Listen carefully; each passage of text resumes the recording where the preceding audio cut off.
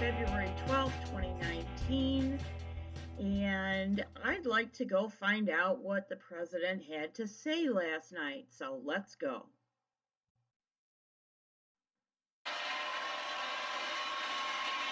What we're proposing includes humanitarian assistance, drug detection at our ports and everywhere else, closing legal loopholes, which is a big problem, and plans for a smart, strategic, see-through steel barrier or wall. Let's go to walls.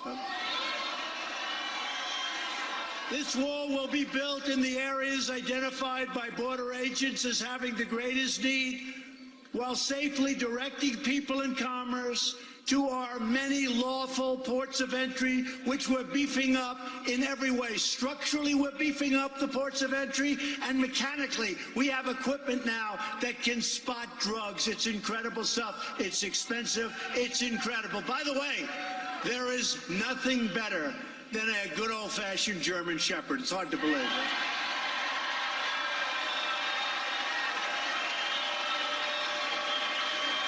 It's true. You know, I was with the people, and they're showing me this incredible computerized stuff and where it goes. I said, could I, because Secret Service took me out to the place and they were showing me these German Shepherds. They're unbelievable. They'll run past all these empty boxes, and one of the boxes has drugs in it deep down in a box. And it comes to a screeching halt, barking at them every time. So I asked the people that sell the machinery, at a lot of money, I said, let me ask you a question. This stuff is incredible. I'm really impressed. How does it compare to a German Shepherd? Guy looks at me and goes, sir, honestly, it's not as good. Can you believe it? German Shepherd. Certain types of dogs. There you go. You do love your dogs, don't you?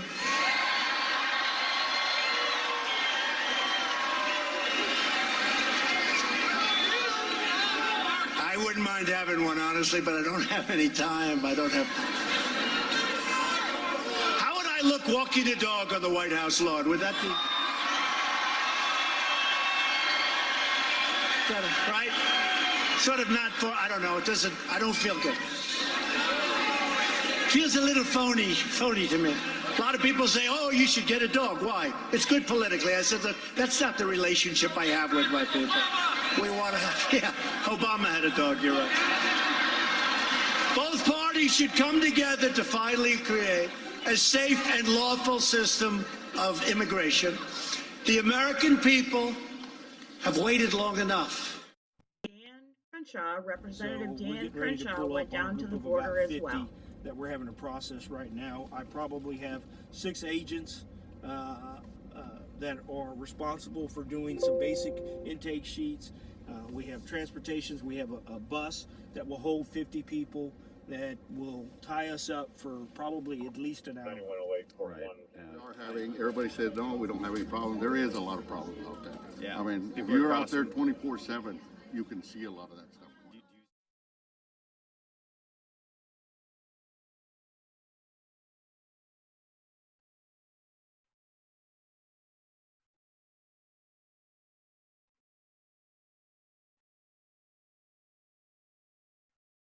We're here in Brownsville, and downtown Brownsville is right here over the fence that we've got here with Border Patrol. I wanted you to notice a couple of things. First of all, having a giant fence here doesn't necessarily mean that the United States has cut itself off from access to the Rio Grande. Okay, that's not exactly what's happening. The other statistic that we have to point out is in this area, in Brownsville, Brownsville is responsible for about 6% of illegal crossings, and this is why.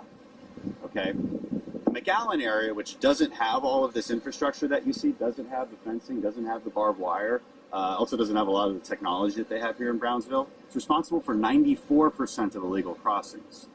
So it doesn't take a whole lot of analysis here to figure out why this is working. And also, I want you to notice that on the Mexican side, they've got fencing as well, because border security is important to both the United States and Mexico. We all benefit from this. Again, it's just common sense. So we are here on our ride along tonight near McAllen, and here with the deputy chief of the sector here. Chief, on any given day, how many apprehensions are you seeing? So for the fiscal year, we're averaging about 640, but over the last 3 days, that number has risen quite a bit. We've had several days where we apprehended about 850 folks, and then yesterday we apprehended 1,000, over 1,000. So almost 2,700 in the last 3 days. Right. What are you seeing in Brownsville where you've got a lot more infrastructure, you've got cameras in place, but you've got pretty secure fencing and walls as well?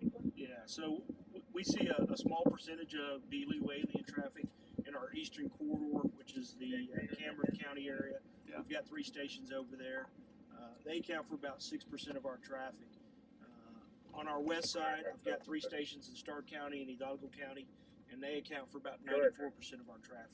I'd say so 1,000 people came back the day before yesterday. 1,000 people were apprehended. How many could you actually see with sensors, with cameras that were just not apprehended? So on that particular day, we had 170 people get away from us that we know of, that we either didn't have enough agents to respond or technology was able to spot them, but we were tied up dealing with some of the unaccompanied children and family units that we are also encountering. And so it becomes a resource issue. Right. We don't have enough agents. We certainly don't have enough infrastructure. We certainly don't have enough technology out here. Right. I was always been under the impression, because Democrats keep saying it, that all you need are drones and sensors, and it's the magical solution. It just solves itself. Yes. But I guess that's not true. No, sir. Just had a group of 4 or 5 illegal aliens that were actually trying to get away from our officers about a couple hundred yards just to the east of here. And so on top of dealing with the humanitarian crisis or the folks that we're encountering that are unaccompanied children or family units, we're also dealing with out of that 1,000, 250 that are trying to get away from us. Right. And another thing you told me that you see a lot is that whoever's in charge of this group, because it's not like this group just randomly got together, right? Like there's somebody who organizes this, and they're usually associated with drug traffickers. And what they'll do is use this group as to distract all you guys. Obviously, this takes a lot of resources. We're all here right now, which means there's a lot of unknown territory and places we can't see. They're not trying to even escape from Border Patrol, because they know that once Border Patrol apprehends them, they're going to be let go into the United States. And that's just the way our system works right now. What does that say about the asylum process if this is the way that they're having to do it? Just the ports of entry Well, what it says is that people have wisened up to the idea that all they have to do to cross into the country illegally is to claim asylum. Now, only once these asylum cases are actually adjudicated, only 15% are actually shown to be valid. That means that the vast majority of these people have no asylum claim that's valid whatsoever. They're not being politically prosecuted. All right, they're economic migrants. I'm sure they're good people, but we have a system in place, and what's actually happening is they're cutting in front of the many, many other good people who are coming into the country legally. My family who did that. Okay, like my own stepmother is a legal immigrant. Lots of our family friends are legal immigrants. I don't agree with cutting in front of them. So should something be... So we're at the Centralized Processing Center. This is where you're bringing almost 1,000 immigrants a day to come get processed. Okay, so what happens here? The big issue that we see is which is the big draw for immigrants to come over with kids, which is why there's a humanitarian crisis here, because we have more kids coming across than ever before. It's the way our laws incentivize it. So all of these immigrants know that if they bring a child with them, that they get treated differently, that they can, whether they claim asylum or not, there's an almost guarantee that they will just be released in the U.S. population. It becomes a draw. Now all of a sudden, every adult has a child with them. We're seeing men travel with 1- and 2-year-old children, which normally would never have been the case early on. And so the child becomes the anchor of, necessitating these folks to cross the river. Right. They need a kid with them, otherwise they will get deported. Just today and yesterday, they found 16 kids who supposed parents had them. Then they discovered that they weren't actually their parents. All right, and as Border Patrol did more digging on this, there's a big truck in the background. As Border Patrol did more digging, what they found was they got intelligence on a stash house in Houston where they found over 50 more illegal immigrants. Some of them had already been processed. They had ankle bracelets. Now, why were they all in this one house? Well, they were there because the human smugglers in charge of them said they hadn't been paid yet and they were not letting these people leave. This is indentured servitude, to say it nicely, but it's really what it is it's human trafficking and sometimes full-blown slavery. And they're trafficking children as well. We just saw that today. This isn't good for the kids coming across. We have to remove these incentives so that we can reduce this humanitarian crisis. Hey, Chief, so we're driving around. As with all of our material, it's presented under Title 17, Section 107, the Fair Use Clause, for the purpose of education, news, information, and discussion. We'd like to thank Rep Dan Crenshaw. Can we just call him Rep Dan? I think it sounds much cooler. Anyway, it's me editorializing. We'd like to thank Representative Dan Crenshaw for producing this 10-minute clip. And if you are interested in the rest of what he had to discuss with Border Patrol agents and sheriffs, you can find the links in our show notes. Let's keep going. Now we'd like to show you some of the training and behavior of these fabulous dogs. Our first trainer is Tom Davis of Upstate Canine Academy in New York. Tom Davis is probably the best trainer and understands dogs better than almost anybody I've ever seen. He's amazing. And what you're going to see from Tom is the first time meeting an anxious, high drive, overexcited, out of control young German Shepherd. This Shepherd is over a year old, but under 2, I think he says. And this is a start to finish. We are not going to watch the whole, it's a 20-minute clip. We're not going to watch the whole thing. But he's going to explain to you the problems that owners and handlers have with high drive dogs and what can be done to train and condition these dogs to be obedient and to be responsive and not wild and crazy all over the place, as you will see this dog is. So let's listen to what Tom has to say.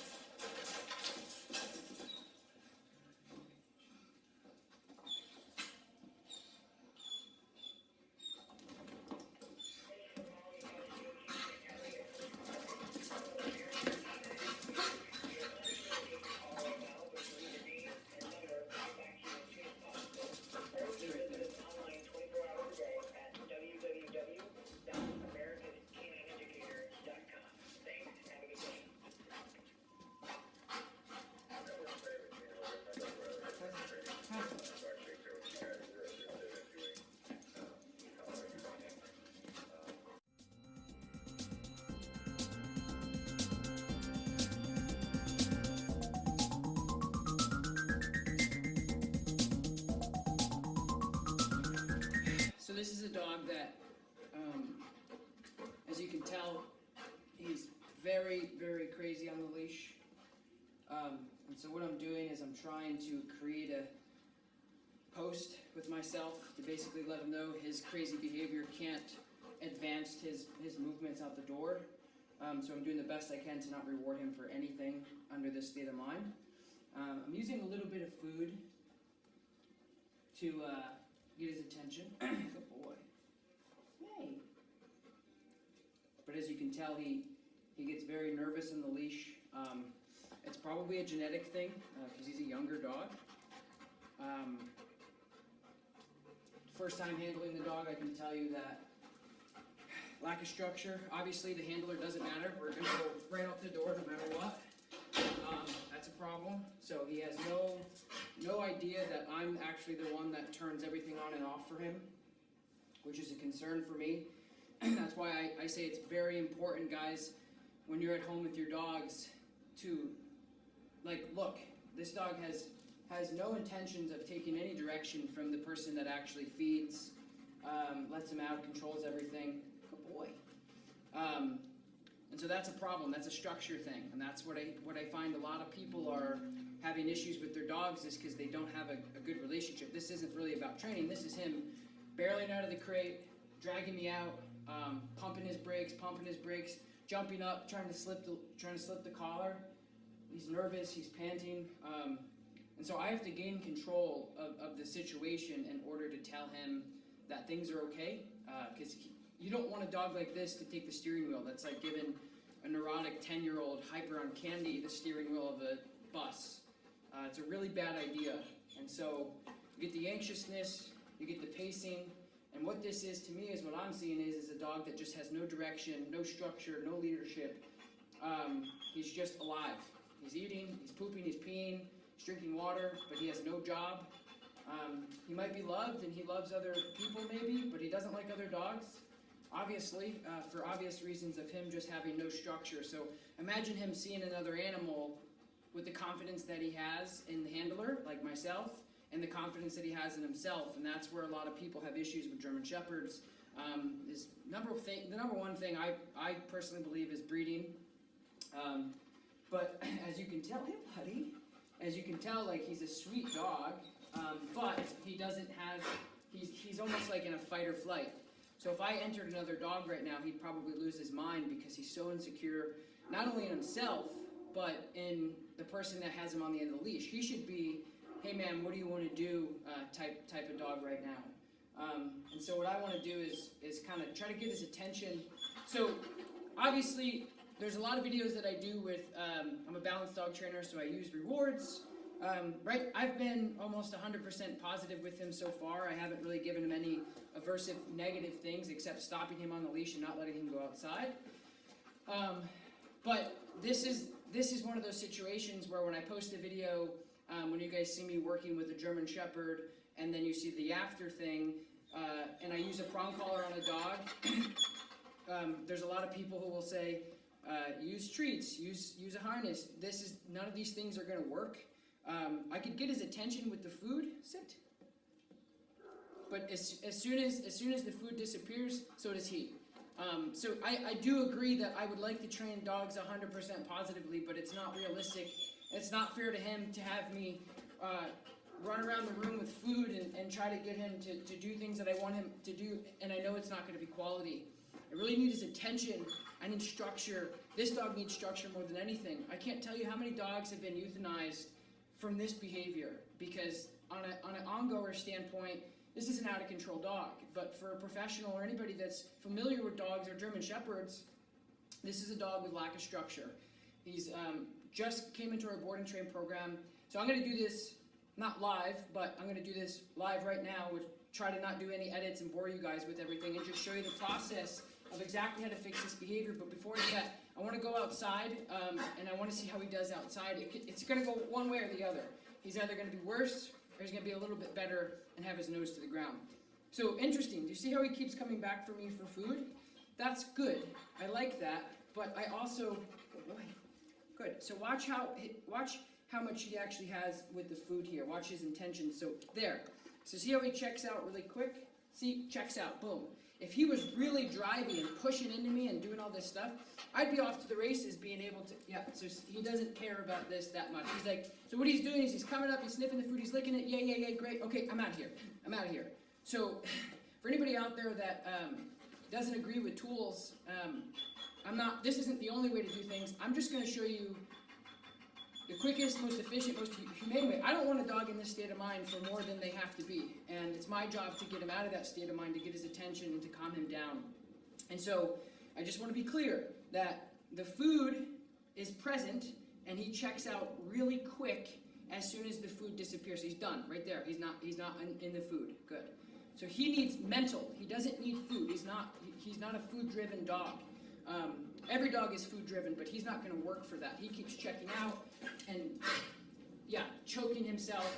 He's really stressed. I don't like any dog like that. I think it's inhumane to not immediately help this dog out as soon as you possibly can as a professional dog trainer, because every second and every minute that you have this leash that he's uncontrolled and insecure and nervous and reckless and hurting his trachea and getting nervous and spinning around, is every minute is counting towards negativity, and I don't want any of that. So I'm gonna go outside really quick and see how he does. Taylor,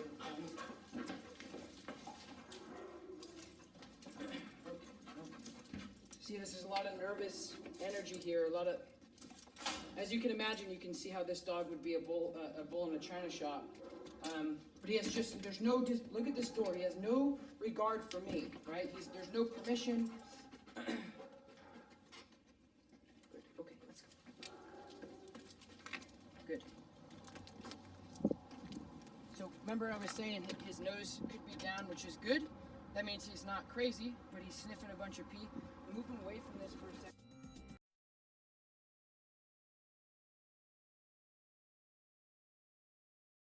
Behavior, guys, I want to show you what's happening right here. He's getting into fight or flight, which is really dangerous when you're dealing with a dog who's unfamiliar with this place, which he is. He wants to run. If I let him go right now, or if he got away, there's cars passing, he doesn't know where he's at. It could be very dangerous. I need to gain control over this situation as soon as possible before. So watch here. See how he's trying to slip his collar? If he does that, he could die, period. So it's important that you guys have to understand that this dog, yes, he's nervous, but he's nervously uncontrolled, and he has no idea that I'm actually trying to help him. And so I don't want to, he's calmer now, which I am really surprised by. Come here, buddy. Good. Boom, checks out. So Taylor, why don't you turn around and get his face right here. Watch. Guys. I have food, I have beef liver. He checked, boom. He's not interested. It's not gonna work, okay? I wish it would. If I can whip out a piece of food and this dog's behavior change, we'd be off to the races and I probably wouldn't have a job because it'd be that easy, but it's not. Okay, so see how he's really trying to get, he doesn't know where he wants to go. So I'm actually gonna follow him.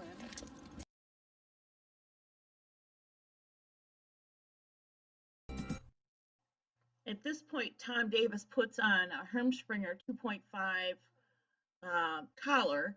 It's a prong collar. It doesn't have spikes. Prong collars don't have spikes. They have rounded tips. But as he goes on to explain, the prong collar gives an instant correction, and we're going to let Tom explain it.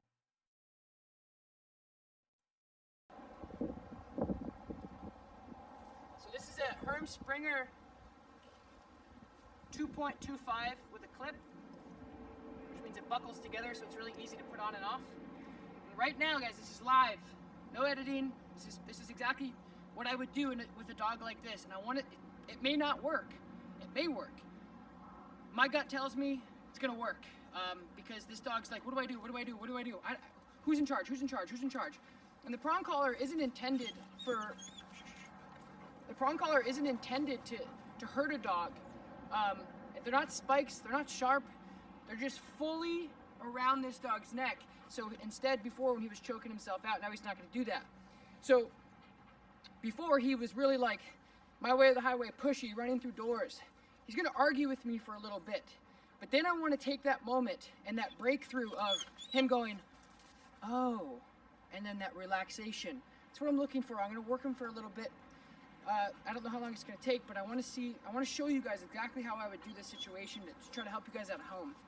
Here's it come. So he's going to fight me for a while.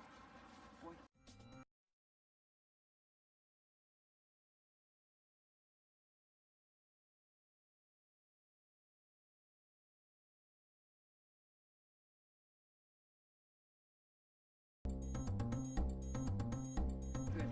That's important. That stop I just made where he lunged, and he got corrected for lunging at the end of the leash. That's really big. He's never been corrected in his whole life. So that's like coming in and saying, hey, I keep running out of gas, and the automotive mechanic says, well, do you ever put gas in it? Well, no. Well, then you haven't even started. And so for him to lunge at the end of the leash and say, I'm going that way, and for nobody to ever correct that and tell him that that's bad, come on, it's a no-brainer here. And that's what I'm doing with the prong collar. And guys, it's been 2 minutes. See how he's leaning against me?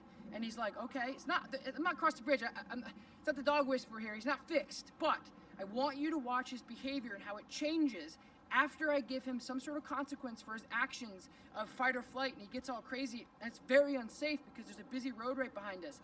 I'm actually giving him reprimand for his crazy behavior, and you'll notice a dog that has no structure and has no idea what to do and who to do it for, and all of a sudden gets this, hey, quit the crap, they go, thank you. Right, buddy? Well done. We want to thank Tom for producing this video. Again, as I said, it's a 20-minute video. We're going to move on. We're going to look at how some of the German Shepherds and Belgian Malinois, a cousin breed of Shepherds, are trained for detection work, whether it's bombs, drugs, or people. So in this next clip, we will watch as a dog is trained with a ball to detect and find an object. In this case, it's the ball. He loves this ball, or she loves this ball.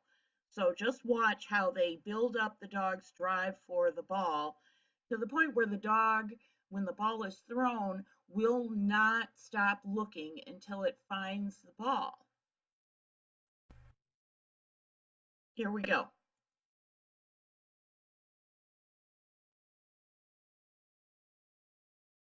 I've muted this clip to avoid copyright infringement. I don't think I'm going to be able to edit out Tom's music clips, but they're under 30 seconds. I may get a copyright strike for it, but I'm going to try and edit them out. See how they're trying to work this dog at the very end of the leash for the drive to get that ball? Now watch what happens.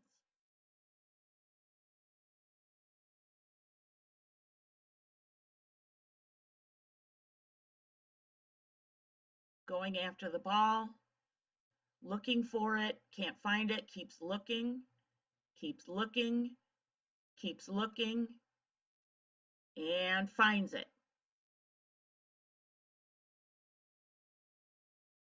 And then comes back.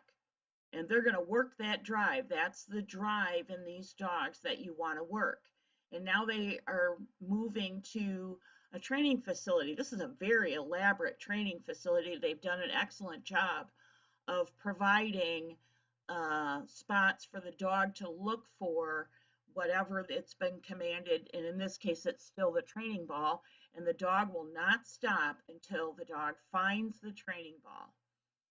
And then watch again as we come up on at this clip, watch when the dog finds what it's looking for, that scratching. We're going to see that again in another clip.